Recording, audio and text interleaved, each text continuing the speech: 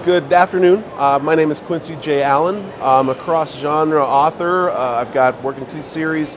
One is light sci-fi detective noir, starting with the book Chemical Burn, and the other one is the Blood War Chronicles. Books 1 and 2 are out. Blood Ties and Blood Curse. That's a steampunk western epic fantasy.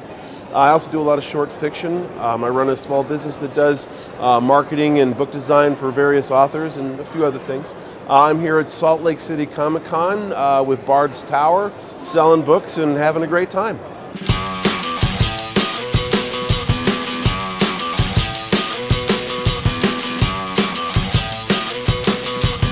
What I wanted to talk to you all about today is, as an author, managing your Facebook brand.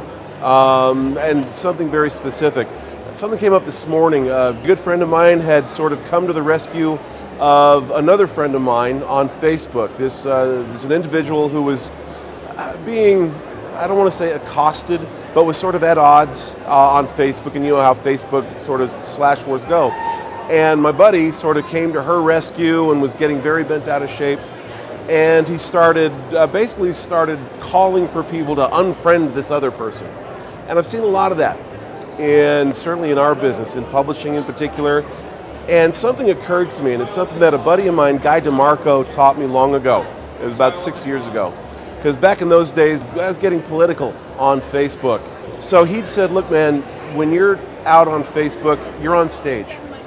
And if you're going to do that, your best bet is to avoid getting in people's mixes, causing fracases. What you really want to do, and it's something that there's a phrase I like to use, and it's called essentially celebrate in public, suffer in private.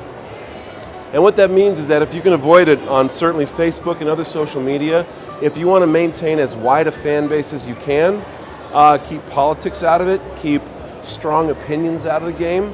Essentially, when you have a release that's out, you want to announce that. When you see something really cool going on in the world, heroic things, wonderful things, promote those.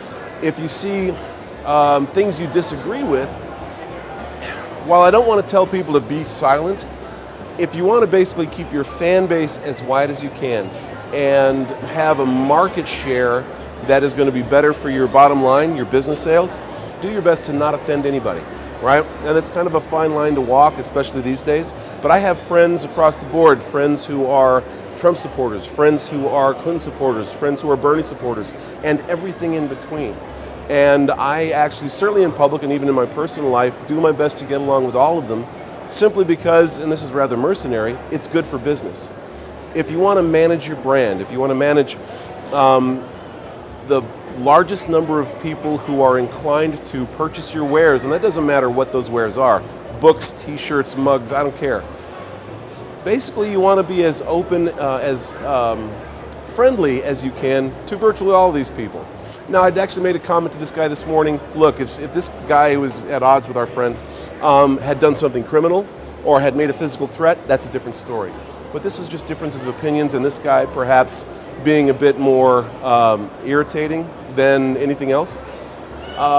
That's one thing. And there's this wonderful thing on Facebook called block and a spam folder in your email. You can shut down anybody you want just by turning them off. And I recommend that rather than getting into flame wars or gaslighting, as a phrase used, on Facebook, because it doesn't do you any good in the final analysis. One way or another, people are going to pick sides if you give them an opportunity to, so don't. Stay clear of that stuff, and you'll have more fans and therefore more sales. That's it. Okay. Oh, I forgot to say what I'm going to do. That's what it'll be in the title, and we'll get right into it. Gotcha, okay. So you can just get right into it. Okay. Say when. Go ahead. Oh,